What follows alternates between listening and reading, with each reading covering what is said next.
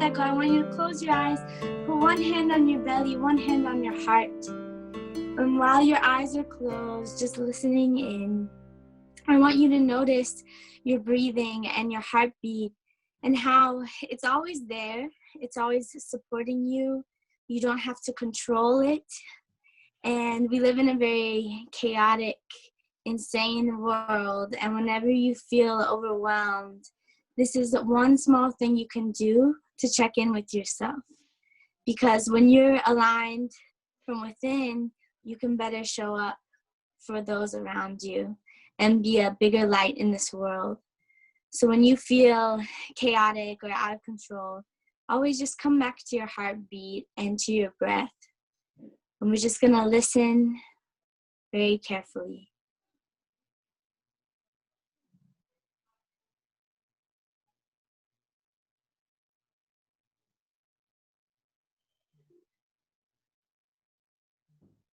And when you're ready, slowly open your eyes and make any kind of big movement you want, any kind of big pose. And shoot your energy out for anyone here watching so we can connect together in this moment. Thank you. Good afternoon, everyone. Welcome to An Actor's Life, the series, the show by an actor for creatives or anyone living their best life and needing inspiration in living your dreams. I'm Michelle Baldwin. I am the show creator, host, and executive producer. My name is Benja K. Thomas. I am co-host with Michelle Baldwin and segment producer for this conversation with Gen Z. Oh, that's right. They're taking over our show, right? That's I right. guess we've got to go. Now it's officially time for them to come on. Bye. And we're out of here. That was perfect. Good to see you guys. My name is Nicole Johnson. I'm a community organizer and nonprofit owner. Very happy to be hosting with my lovely co-host, Nathaniel. Thank you. I'm so happy to be here with you as well. My name is Nathaniel Uriah. I'm 23 years old and I live in Harlem, New York. I work in many different fields and industries. I work in finance with stocks and investing. And in that, I just try to make sure I'm investing in our communities and making sure our money and currency is circulating so that we can grow and be greater and better. I'm also an entrepreneur. I have a startup business coming out with a very close friend and business partner of mine. I'm actually wearing the shirt. This is our logo, Spirit You Thrive. And hopefully, we've been working on it for over a year. So hopefully really soon I can give everyone a release date. And I'm also an artist. So I do acting and modeling and writing and out here in New York City. And I always try to make it a mission to just collaborate with the communities that reflect my image and who I am. So the LGBTQ community, as well as the Black community. Amazing. We're really excited to be doing this with you all today. As Gen Z and millennials, we're excited to share our opinions and the work that we're up to and engaging in a conversation with you. We also just want to go ahead and introduce our correspondent, Dana Fields.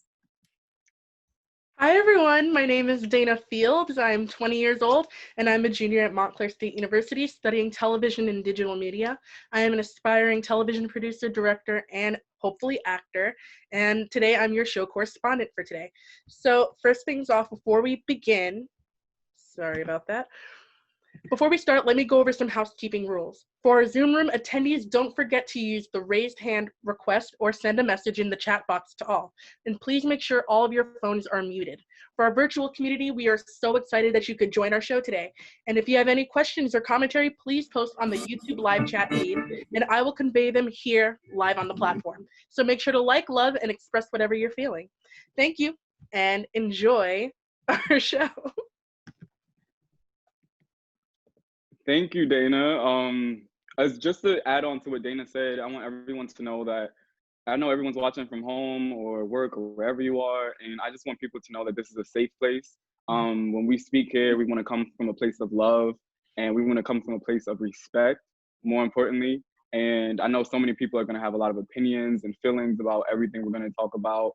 We're going to talk about some deep things, but we just want to make sure that things are very controlled in that manner where we're just being respectful to one another and making sure everyone feels heard and valued. And to add on to that, I wanted to say that my beautiful co-host Nicole, she's so talented. She plays the ukulele. So during certain points in the show where we have to emphasize and go back, where she's gonna give y'all a rundown of what we just talked about. She's gonna hit a little note, Just like that. And we're just gonna do a quick like little rewind, and we're just gonna go back and go ahead on any keynotes that we have discussed through our questions. To start this off, I really just want to go over what's happened in the last week. For me, I know personally, I just had to step back from social media. I had to get right in my spirit and just kind of figure out why I was feeling the way I was feeling, because I was feeling so many different emotions. I was saddened, I was outraged, I was upset, I was feeling helpless at points, and it was just so much going on. It was social media, you're scrolling and they're everywhere. Videos of Brianna, videos of George Floyd, the Breonna Taylor that happened. It's so much. And even just to start off with that, like the Breonna Taylor, honestly, like I said, I was off social media.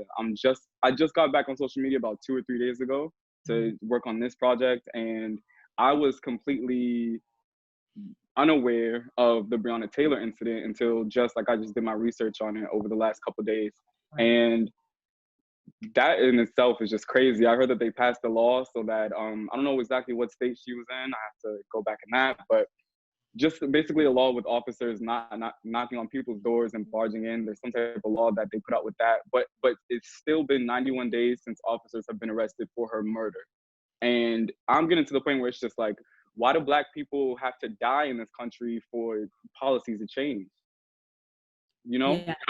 Yeah. And so Louisville is Kentucky is where Kentucky, we're going. yes. Yeah. And I think there's a good deal of unrest that's going to continue to happen. I always point to this concept of like generational trauma and how that shows up in us. I also feel that there's generational racism that shows up in large oppressive institutions that have created the oppressive society that we're finding ourselves in now.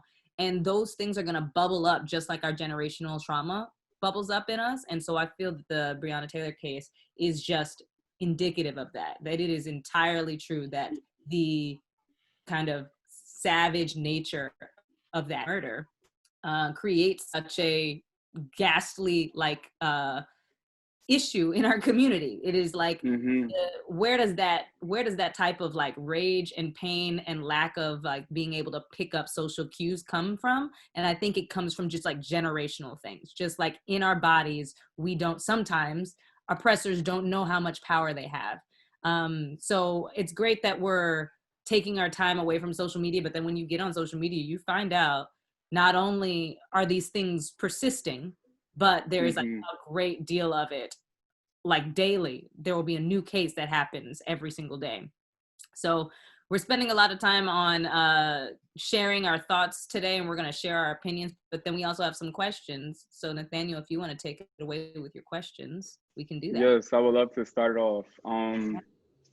So my first question for everyone is, did your parents have the talks with you about growing up and just being Black in America or African American in America?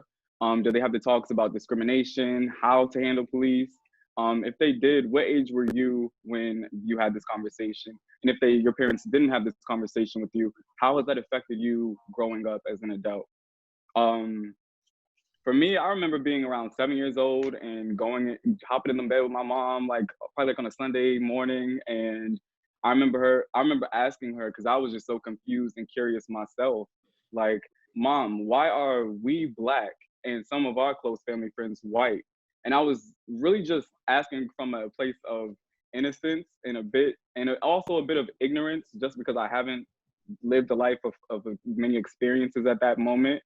And I was really just confused. Why do they hate us and want to kill us? And why am I learning or reading about it in books in school about the tragedies and the trauma that we have faced as African American people?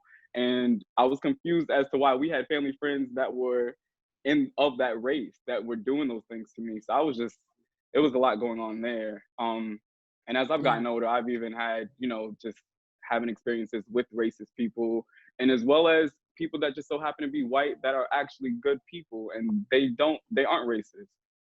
Yeah, I find my experience initially I really could grasp I had an understanding of like oppression and large systems, which is very indicative of like the fact that I work in different systems now. Like I've worked for the de Blasio administration, I've worked in city government, and I find it fascinating. I love building systems and helping them work more efficiently. And so I understood slavery as a system at an early age. And I understood the concepts of power.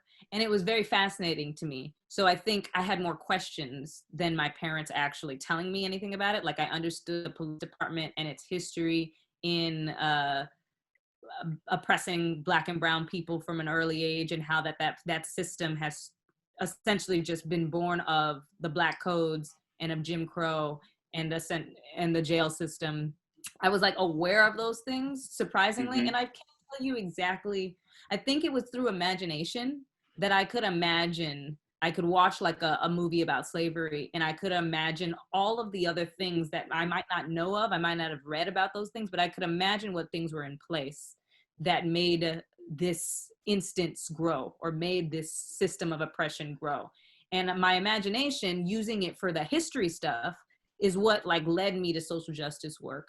And then of course, just my involvement in faith and understanding the oppressed through a faith lens, and how they had to call upon God and all those things to survive. I found that stuff to be really interesting. I think I had more questions from my parents than them telling me.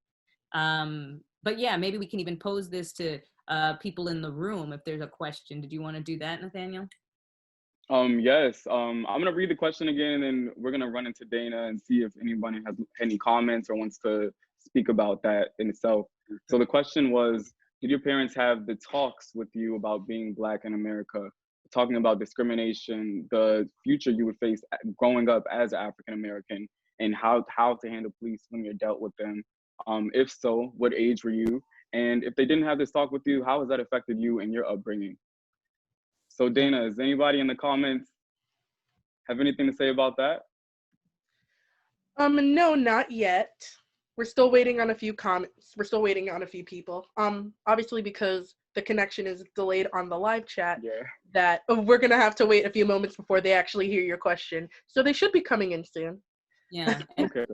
To better understand how to answer that question, sometimes we got to recap a little bit of what we've been saying. So the idea of like at some time as a Black or brown person, you recognize that you were Black and or brown, and you had to spend some time reconciling those issues in your mind as to like what's happening when I see this white friend or this white person that is either responding to me in a negative way, has like taken something away from me.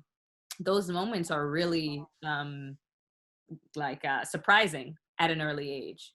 And I guess I didn't even tell a story, but for people who are maybe trying to think about a response, like sometimes there's that moment, surprisingly for me, a moment in my adolescence was in college when I was at NYU, and recognizing that I'm the only Black person at this table. Wow. That, that's a moment. We all have different moments like that. I know that Emily might even have some commentary on that too. Emily, who just led our lovely meditation and movement at the beginning. So Em, if you want to jump in and share any comments. But for those who are trying to think of this, think about a moment. Tell us a story. Go for it, Em. So my boyfriend is here visiting, and I felt like this related more to him than to me. So I thought maybe he could come on because he's Gen Z too. I don't know if you can see it. Yeah. Well, hello, welcome. So this is Kenny. Trying to get him in the shot. But I'm half Guatemalan and half white. And that was actually a conversation not really in my upbringing. I grew up in the countryside, pretty isolated. I'm visiting my family now, so that's, but I think Kenny, he grew up in New York City. I won't speak for you. I'm sorry, could you repeat the question? Yes, the question was, did you grow up having to talk with your parents about being African American, Black, brown in America? Did you have the conversations about how to deal with police when you are dealt with them, and just discrimination, any of those things? And how has that affected you as an adult and where you are now in your life? It's a good question. I felt like being raised with since I think my parents are first generation, or maybe I'm first generation. Am I first generation? Yes. I'm first generation. So they came from Honduras at 18, 19 years old.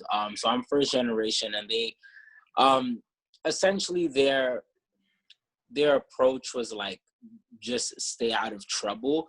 I think personally it was less about race, though I was very aware of my culture. I am Garifuna, so they made that very obvious that I'm not only am I Honduran, I'm Garifuna, so it's even more specific culture in Honduras. So that was definitely emphasized.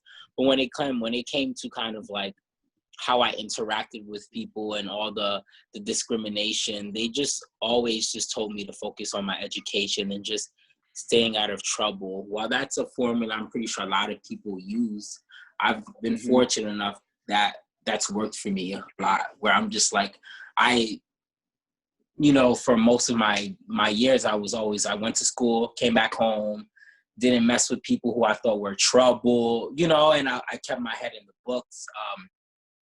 And yeah, I just try to stay out of trouble. So for the most part, they kind of disciplined me in that sense. But I also had that kind of like that identity that I am Garifuna. In that sense, I was kind of representing my family in that way. I love that. Yeah. That gets By that is to get the. We do have a question from the audience. Hi, my name is Renetta. Hi, Renetta. And I was wondering if the host ever experienced anything with the police or felt racism. And if you did, what did that feel like? Wow. Before I get into that, to add on to what Kenneth said, I can definitely feel him just saying his parents really just installed with him, stay around the right people, don't get in the wrong crowds. And that was kind of how it was with me. It wasn't always the direct conversation about who I am and my race and how that plays a role in this society. It was more so, follow this ethical code, have these morals, and just be a good person and make sure you're good to others. And, just all of that. And then to go into about police, what's crazy is a couple of years ago, I kind of made a conscious decision to not watch Black people, brown people being executed publicly on these videos and just on social media. And I know the importance of being aware about the climate and the conditions that we're facing, but for me, it literally hurts my soul to just watch us being murdered unjustly and publicly at that. It really hurts. But me, myself, what really sparked me and why I felt all of these strong emotions and had to take a break from social media, it was mainly because of the George Floyd incident. When I saw that racist officer's knee on his neck, it immediately brought me back to not even 5 years ago. I was in the same exact situation. I was in a vulnerable state, a helpless state, and in need of help. And when police arrived in that specific time and situation, I expected for them to protect and serve me. I've had past incidents with racist cops, but in this specific moment, I really didn't expect for anything crazy to happen. If anything, I expected to have had help, had given help at that time. And that officer put his elbow in my neck, he put his knee in my neck, and when I saw George on the ground like that, it immediately just sparked all of that up again with me. So, yeah. What about you, Nicole? Have you had any incidents with like racist police or officers, anything like that? Yeah, interestingly, so I worked with the de Blasio administration and spent a lot of time with police officers. And it's very much ingrained in me to be extremely like on edge / respectful, like, or whatever word you want to use to appease or to make things like not happen. I'm like very big on like, I'm going to be as, yes, sir, as possible. The only reason that unfortunately, yes, my father has ingrained that in me, that, you respect blah, blah, blah. Now, that's not to say anything about instances right now. That's more to comment on me as a light-skinned Black girl who's been told that you report to these people as if they have more power than you, that sometimes that they're even like, I won't say that they're better than you, but essentially it's like, you ought to not do anything that can get you killed. I know that about through my parents, right? I'm not saying that that's a good or a bad way of living, honestly, but I just know that that's what's been like taught to me. But then when it comes to racism in particular, because that's been so ingrained with me, I think my experience with racism is extremely like, it's around microaggressions and like being gaslighted, and being like one of like this, like if I were LGBT, right, or trans, I'd be probably at the bottom of the level as a Black young female. Like I'm at the bottom of the societal ranks when it comes to power in my head. And I remember my first instance experiencing racism was in 3rd grade, and I was put into a gifted class. And the gifted class, apparently I had taken a test, and I was moved from my class with a Black teacher to like a 5 or 6 person class with a white teacher. And I remember I was always placed in a group with all the boys, and the girls would be placed with like a higher excelling boy. And I was just, I was always in this group with like, it was a group of us of kids of color, actually. And I just remember my parents coming to the school one evening, and on our way down from this meeting that I wasn't a part of, I was sitting in the back of the library. I remember them talking about how they were like, it's because she's Black, that there was some issue. Because I remember always being utilized as a kind of like, Nicole, you don't know what you're doing. Nicole, like there was always like something negative. And I remember expressing to my parents, I was like, I guess she just doesn't really like me. And so when we're walking down the stairs out the class, they're telling this, they're just like kind of like talking trash about how this was probably some sort of racism. And I kind of just, I just didn't even expect that. I had no idea that my skin was playing a role in that. It wasn't until a few years later that we went back and revisited it to talk about how there was racism somehow embedded in our conversations, and the way that she dealt with me, and the way that she placed me off to the side, the way that she like demeaned me.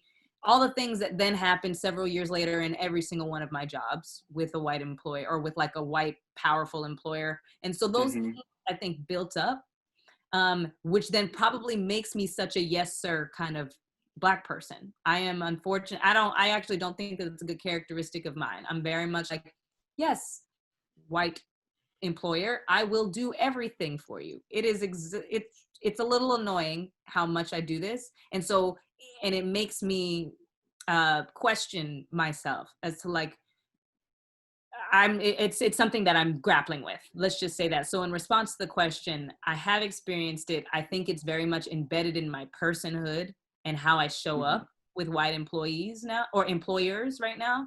And it probably has made me, I'm probably a good communicator with white employers and like police officers because of that.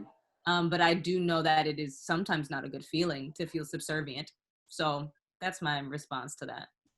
I definitely feel you, and please don't feel bad about the yes sir, yes man thing. For me, I know when I'm around certain police or just certain white people in general, like you say, that have power, my posture changes and I sit a certain way. I have to talk a certain way, and I have to change the whole demeanor of who I really am, right, just to just to fit in that part of society. And even me, I'm learning to like break through out of those and just really be myself, because I'm not trying not to curse, but like, who gives a fuck?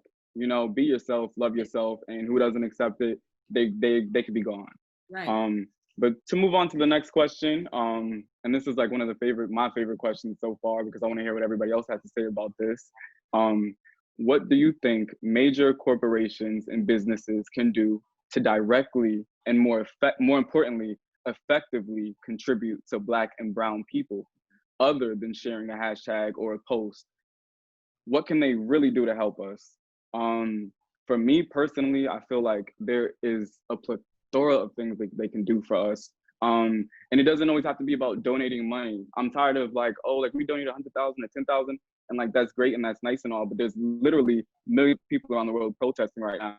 You're a $1 million, $1 billion business. Why don't you, join the protest and go out there and feed these protesters, give them water? Don't sports agencies, they can donate to a bunch of different causes. I know Jay-Z, just him joining the NFL has had them donate to prison reform and change and helping adjust that law on the inside. And talking about sports, I would definitely want to bring up Kaepernick and that situation that happened a couple of years ago, and how that affected everyone. And to be honest, Nicole, I was a little upset at a lot of Black athletes during that time, just because I feel like if we would have stood together as a community in that moment, and if it like I can only imagine when Kaepernick kneeled, if all of us kneeled, that statement that just would have made in our history and the world that we're living in today. Yeah, I don't think we're always on the same page, Mm-hmm. unfortunately. And it's okay. It's a part of the movement. It takes a long time for us to get to solutions that everyone can jump on board with and that can catch fire. And in this case, he really stood on his ground, which is outstanding testament to his loyalty and his tenacity. And then the rest of us, we just kind of had to like follow suit. In response to your question, and then if anyone else within this chat wants to share out, we were happy to hear from you guys or from people on YouTube. But I think solutions also begin with directly the person in front of you, the Black life in your life right now. Can you give service to them? Do you actually care about them? If you don't care about them, most likely, or if you can't express how you care about them right now, it's most likely because you haven't invested in the relationship. Maybe Kenny can also, I don't know if you're still there, Kenny, but would love to hear your thoughts about solutions. I'm all about personal relationships, and I'm all about engaging in the work of being an ally to your Black and brown peeps right now, every day, immediately. How about you, Kenny? And we can repeat the question. I think what's going on today, I think it's like really powerful. We're having so many people come together and protest and just really be together and fight for a common cause. And I think in a bigger picture, it almost feels like, you know, the saying that you're brothers and sisters. I've never felt so much more connected, you know, with my fellow people of color as well, because now we're all actually fighting for the same cause, and we're all literally fighting for the equality that we deserve. And I think that needs to manifest in how we respect one another and how we communicate with one another.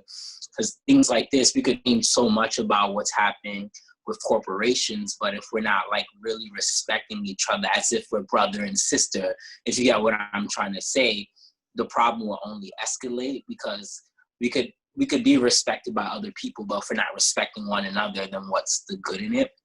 So I think it really just comes to just loving ourselves. I mean, and that could be manifested in however you may think it, you know, like, you know, it's hard to explain, but I hope that's like clear enough, where it's kind of like, how do you show love for someone that you know is struggling the same way you are, you know? And I think there's a power in that I think we could just take from, you know?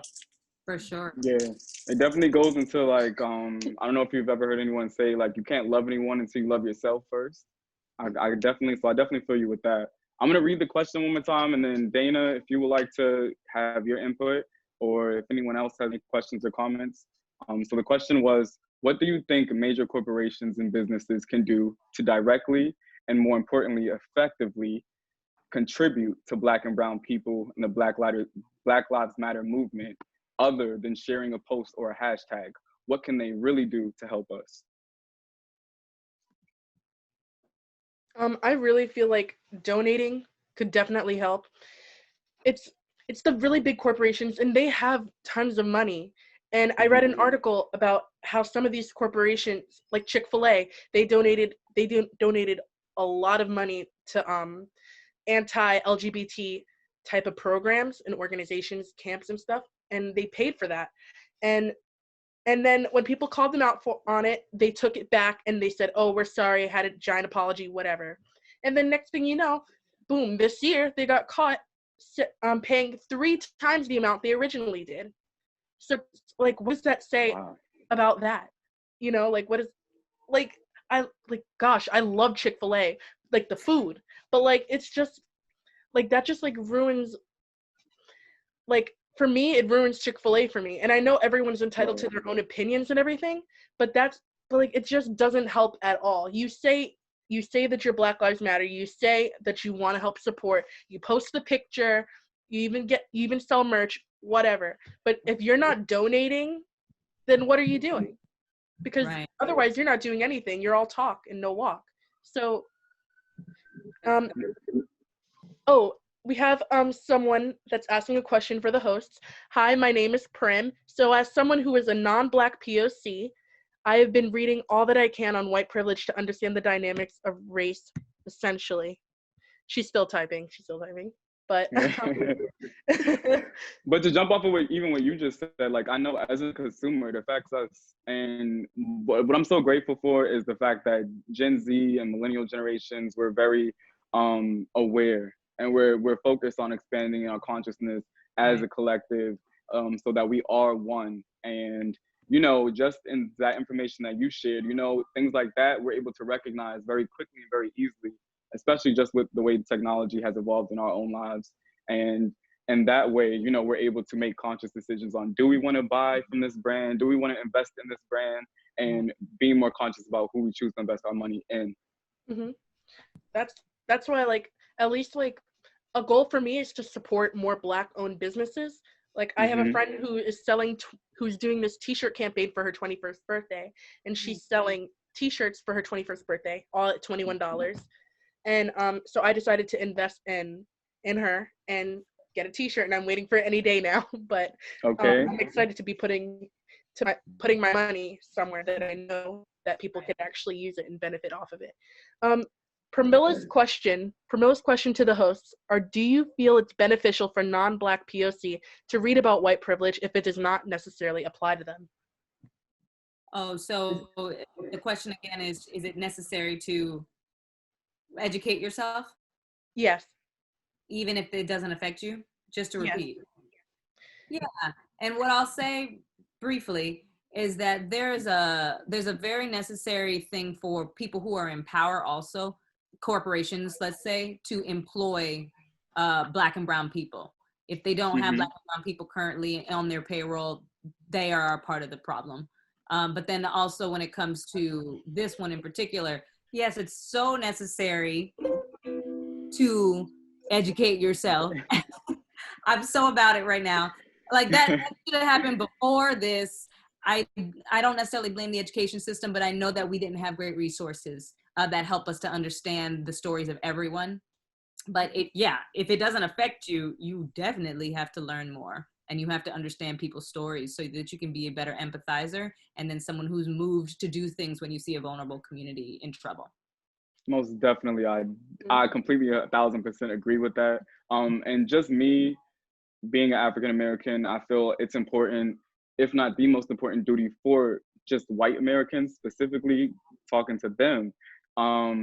You need to educate yourselves, and it's really in your hands to help orchestrate the change and the shift that us and our community need to experience in this country in itself. Racism was not created by us.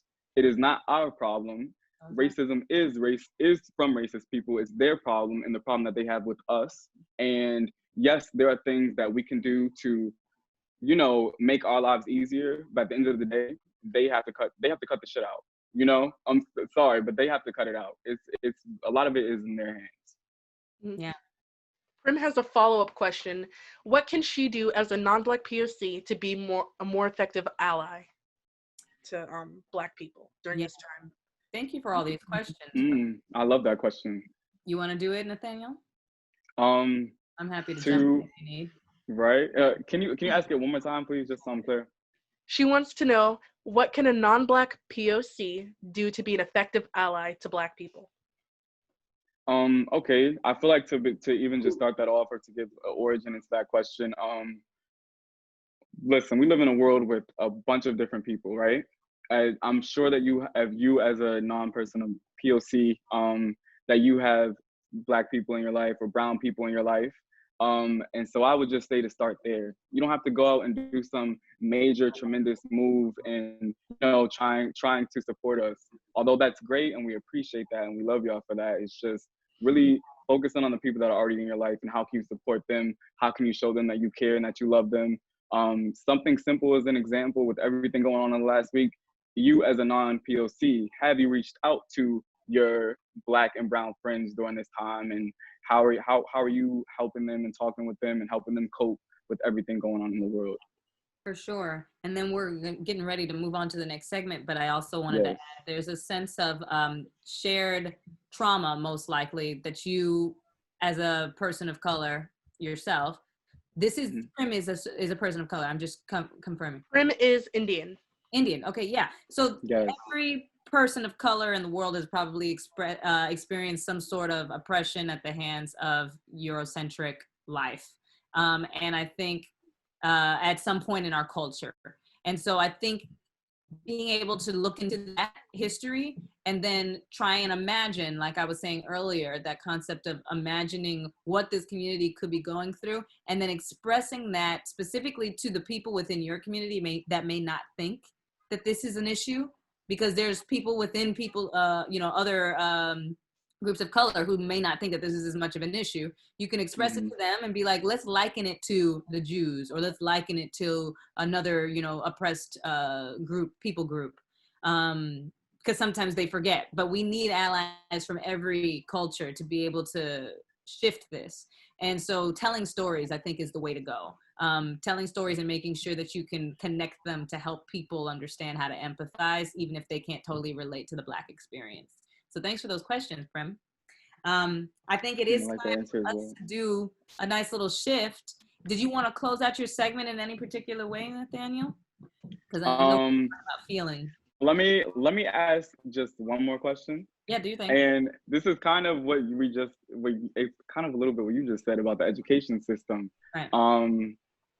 I'm just gonna start off with the question itself. Is the education system setting up African American people just as much as the judicial system? And what I mean by that is the education system, is it setting us up for failure? Is it the first step to us getting arrested and getting assaulted by police and in society with works and discrimination and not getting good jobs and colleges and the whole school to prison pipeline, just basically going into all of that? Is the education system setting us up for failure just as much as the judicial system? Yeah, I mean, that actually goes very well with my first question. And so for viewers, just so you know, we kind of went from the how are we feeling section. Now we're going to take a nice little leap into what can we do? And my first question was actually about what do we need from elders to overcome the feelings of fear and maybe the feelings of inadequacy and other debilitating feelings. What do we need from elders to overcome it all? And that was my first question.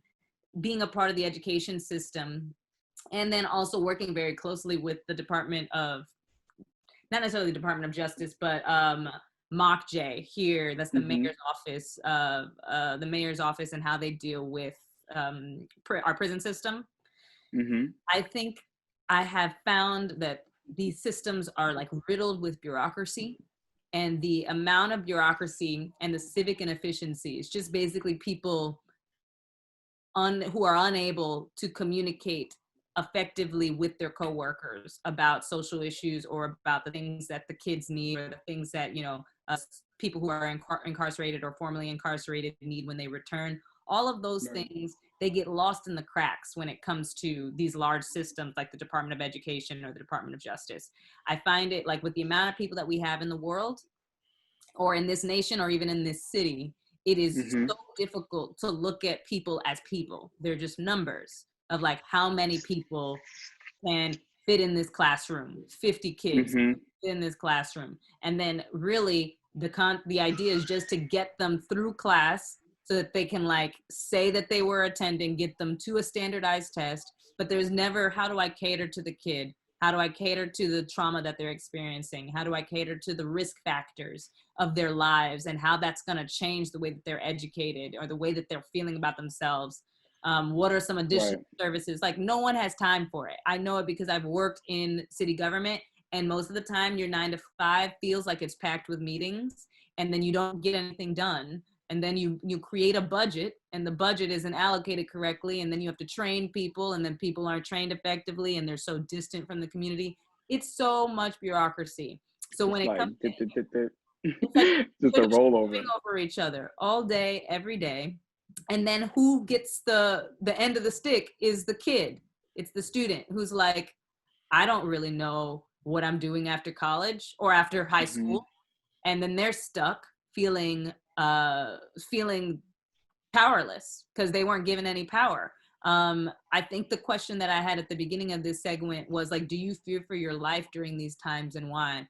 You know, I think students, that was connected to that, like, what do I need from my elders to overcome it? That was the question that was connected.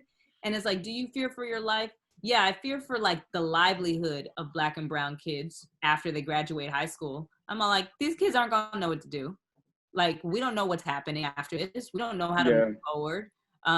So there's plenty of stuff. I think we also have a comment inside our room here, the Zoom room, is like, in educating non-Black people about our true history and the true history of America. Is this the responsibility for Black people to teach other races, or do they have to research themselves? When it comes to what I'm just talking about right now, and then I'll hand it over to you, Nathaniel, if you wanted to jump in. I think the education system needs Black and brown people, because what'll happen is you'll do a textbook version of the Black codes, and sometimes a white teacher will skirt through that, and then you'll have a 50-year-old person that doesn't know anything about the Black codes and how that was a very large amount of institutional pressure that spanned several years, that was essentially just a secondhand slavery that altered the way that Black and brown people show up today. I know older people that don't know about the Black codes. And I take it upon myself as an educator in my spaces to like take people through the timeline of the civil rights movement, because they've never experienced it. And I think that is because we come from a Eurocentric, education system. They're not going to teach the things that are important. Therefore, like, I'm down to be a teacher. I'm down to jump in and engage. So I know I've spoken a lot. Nathaniel, where are you at on it? No, you were fine. You were hitting points that I was just listening, like, yes, keep going. But I definitely agree. I feel like our representation in education it's ridiculous. And me personally, I'm gonna just state an opinion real quick. Me growing up in school, what pissed me off year after year after year, like consecutively, was the fact that every year I had to read about Rosa Parks, I had to read about Martin Luther King, and I had to read about slavery. Those three things every single year, like from elementary leading up to my senior year, it never failed. And what pissed me off so much about it was the fact that in no way was I mad at them. I was mad at the fact that we're not, like, what else? You know what I mean? Like, what else did the people that look like me, what did we accomplish? What did we do? What are some of our triumphs? Like, why do we always have to talk about the downfalls and the things that we've been through? And I get it. You do have to educate yourself. And it is very important to know how this country was started, especially with who we are and how we have been a huge role in this country and in the systems that have been created from jump. But, it's also important to balance that. You don't always have to throw it in our face and make us, and in a way, for me, it made me feel belittled. It made me feel like, oh, I'm gonna grow up and I can't be as great as I want to be because this is the history of my people and they look like me and they talk like me and they walk like me. So if they're going through this, I must go through this in my future. And that's how it's affected me. And that it's a lot. To read some facts, really, I'm going to try to brush through this very, very, very quickly because I really do want to read this. It's about the school to prison pipeline, just some facts on it. I'm going to go through this very quickly. African-American students are more likely to be unemployed and underemployed. White people make more money even with the same level of education as us. Environmental changes, for example, the suburbs. It was created to originally be an off-limits area for African-Americans, for Black and brown people. And so that in itself is a huge system in our upbringing, in our neighborhoods, and what we have surrounded by us in our environments, and how they set that up and from years and years ago, from generations ago. Africans are less likely to own a home than whites, and African Americans that are approved do have to put more money down and has a higher mortgage. we have tougher terms with banks, even when we're similarly situated to whites. African Americans are less likely to own a car because of tax and credit challenges. Systematically, we are just overall disserviced. We work more, we make less. That makes raising kids more difficult. We don't have the time or the money or as much. This one got me so hard yesterday. I just found this out yesterday and I was just like, whoa. School districts with non-white students get $23 billion less in funding than white school districts. That means less teachers, less books, less resources, less technology. Talking about schools and in schools, disciplinary actions are different. Think about it. White kids get in a fight at school, they're sent to the principal's office. We get in fights at school, we're leaving the school in handcuffs. It's an assault charge. We're suspended. We're expelled from our education. It's an easy juvie record. And why are all these things in place? Systematic racism. Even in current times of what we're dealing with now, the pandemic, our people are dying more because of the less available to healthcare and good doctors. Who are the largest percentage of essential workers right now? Minorities, and they're less likely to have insurance and access to good healthcare. Black women, this is the last one, and I'm gonna let it go, but this one always really made me upset too. Just growing up with a single mother and so many powerful Black women in my family. Black and brown women have more premature deaths and the highest death rate during childbirth or anything related to pregnancy complications. And that goes to prove as well, like you said this a while ago, that being an African American and being a woman, you're kind of at the bottom of the totem pole. And that in itself, just throws that out there. Yeah. You totally went in. Thank you. But Amber, I know you have a question. If you want to throw that into the chat, you can for us. And then we just wanted to speak to Emily's comment here. Schools should be addressing living history, not just talking about the past. If we can help students to be more aware of this moment in history, they can help to prevent some of the same mistakes of the past. And sure, yeah, providing students with the power to engage in understanding their history and then what they can do in this current moment when they see the same patterns happening is true. I work with the Black Student Union at a couple of different high schools, and I'm entirely sure that those students are ready. Like, they are ready to be a part of this movement. They're navigating it. Some of my students, they just raised $3,505 over one Zoom call. Hey, that's a huge accomplishment. It was good. There were 200 of them on the call. These kids are ready. They're ready. So that's why I'm so excited about this movement right now. I'm also excited about voting because that's necessary. And my next question was, many millennials and Gen Zs, we're definitely coined as people who didn't vote. I definitely voted. Many of my friends voted, but there was a voting discrepancy, I think more so in who they wanted to vote for and aligning with their morals, right? And that's what caused a lot of the confusion last year. So has the present state of the country, do we think that has changed the way that people are going to be voting? What is our understanding also of voting and attending jury duty? So basically our civic duty. Are these kids who are really passionate about Black and brown issues, are they ready to also provide the support at the polls? And I think just to respond to this, the Department of Education is responsible for making sure that students are registered to vote. Every kid who leaves high school should be registered to vote. And so that's not happening, first off.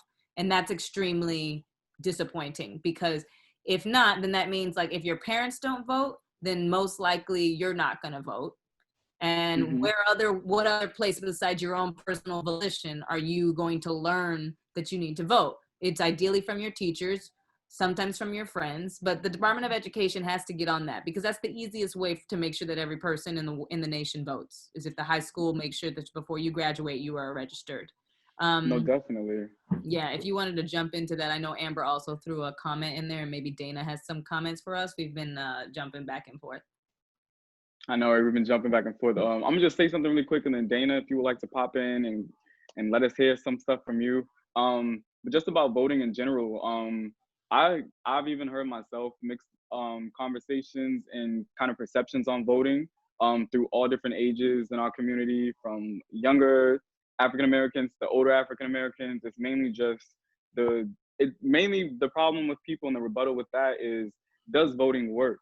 Is voting something that is effective for us and our people, or like kind of some of the things I just read, are there systems already in place that no matter what we do, we will fail until we kind of just permanently leave that system, or not really leave it, but create a system of our own where we're more included in, you know, in a way that is helpful to us, that is resourceful to us, that will push us to be higher. Because this stuff be getting over my head, because sometimes I feel like, am I even an American? Like, god damn.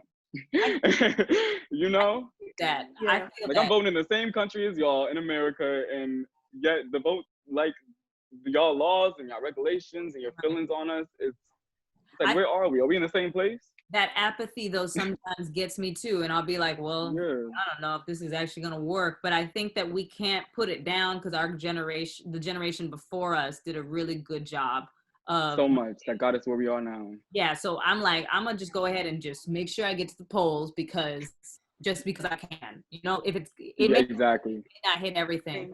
I know that Dana, I know you're about to jump in. Do you we could do one more question from Dana, and then we can wrap. This isn't a question in the live chat. This has been sent to me personally because they were shy, but they want to stay anonymous. But they were saying, like, voting. They're saying Biden, at least for them, in their opinion, that Biden and Trump are both trying to, like, gain the black vote, and they're trying really, really hard, and they don't really know what side to choose, and they don't know, like, who to vote for or whether to even vote at all, because it wouldn't matter. And they conflict with thinking that voting even, like, changes anything. So I guess their question is, like, at least in your eyes, how do you think that voting would really change things, at least in this election between Biden and Trump?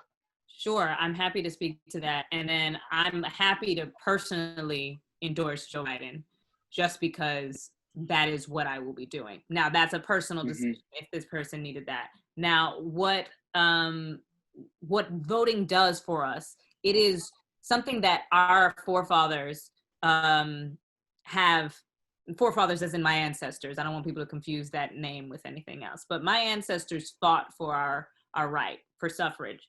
What I think we have to understand is that sometimes you got to vote because your ancestors did that work for us, and it's supposed to be an American right. Whether the system itself is flawed, there's obviously a great amount of doubt.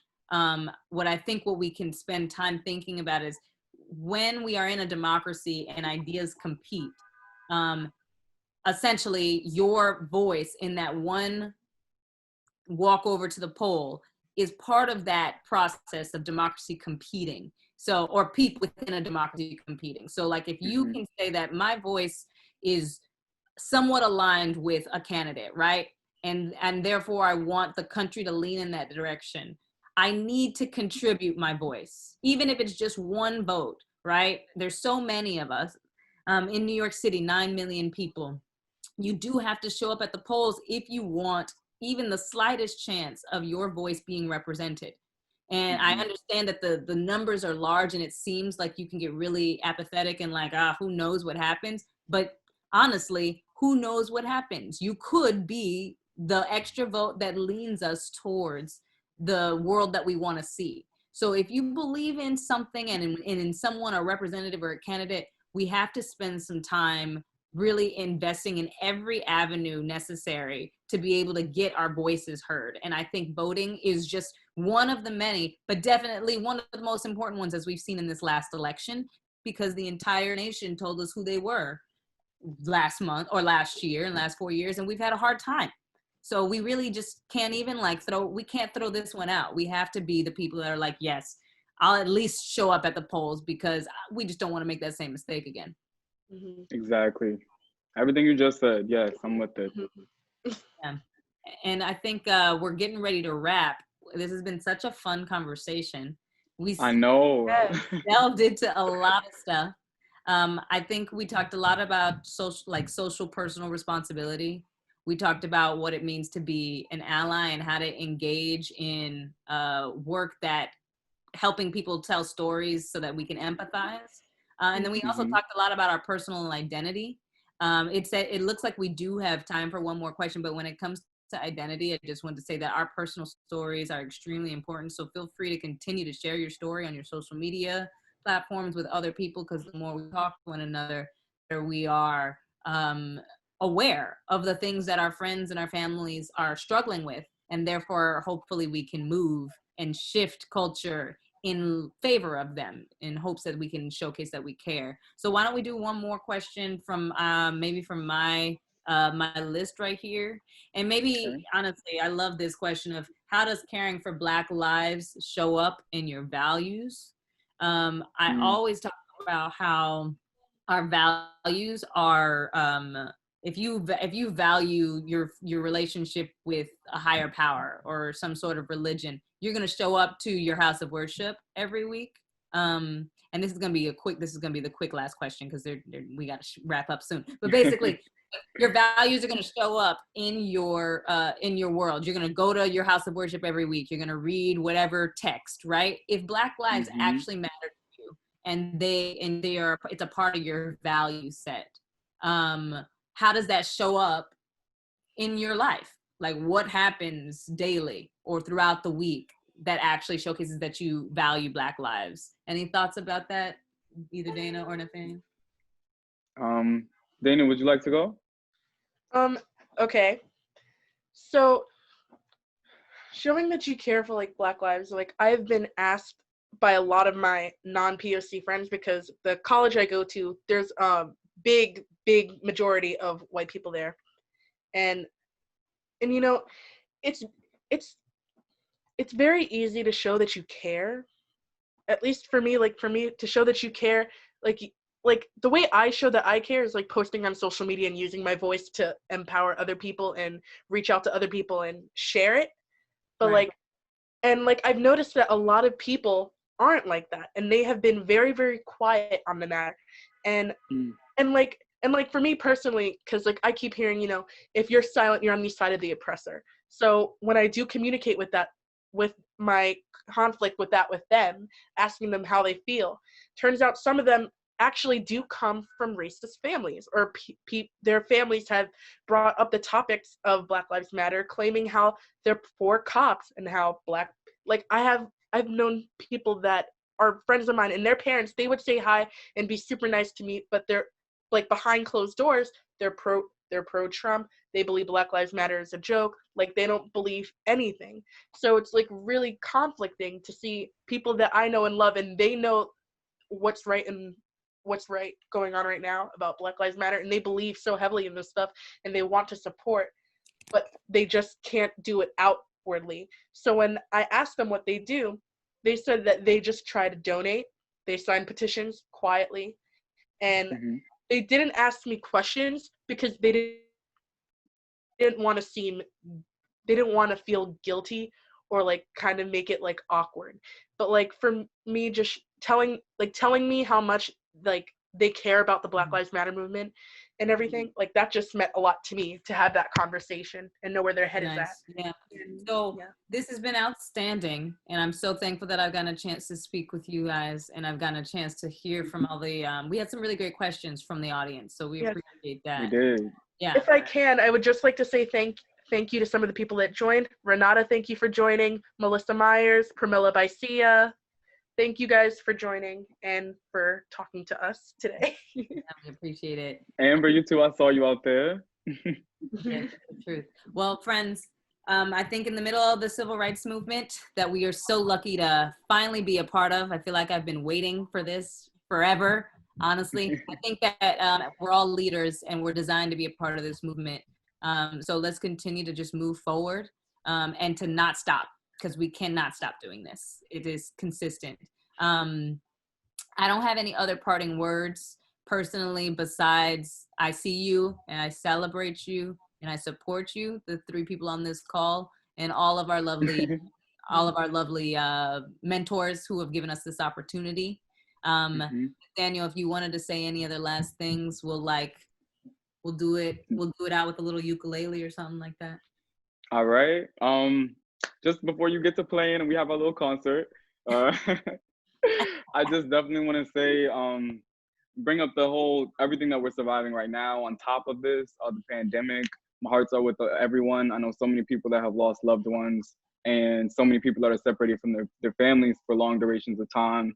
And I really hope that everyone's just staying home, staying safe, staying healthy with their loved ones. And I also, before we get to our concert now, I just want to acknowledge the fact that besides myself, everyone that you've seen on the cameras today, everyone behind the cameras, behind the scenes that put this production together are all different shades of beautiful, empowered, wonderful, extremely talented and skillful women that have come together to like really create this project. And I just feel honored and incredibly grateful to be a part of this. And I'm so thankful, so thankful. So thank you everyone for tuning in. Thank you for interacting and engaging with us in the conversation. And hopefully we can do this again, because I feel like we were just getting into it. It feels a little short, but hopefully we can do it. It's all good. We gonna get on the lives and stuff. Okay. So to finish off, this is what we'll do. We're just gonna do one word, just an intention that you'll leave with. So my one word is radical. How about you, Dana? My word is going to be strength. Yep. I'm gonna close this off. My word is love. Hey, great. I think actually Emily wanted to say something too. What's your one word? Connection. Nice. Connection. Love that. Amazing. If there's any other words from people in the room, feel free to throw them in the chat. Anyone from YouTube, go for it. But I'll just repeat what we said. We said radical, strength, love, and connection. We also got exhilarated, which is great. Forward motion. Forward motion. Nice. An anonymous user also said empowerment. Black Lives Matter. Black Lives Matter. Okay. Nice. Good. All right, friends. That's how it goes. Till next time. Till next time. Thanks so much, guys. Thanks, everyone. Community. And community, because you got to stick in it. Okay. Great, guys. Signing out. Thanks so much.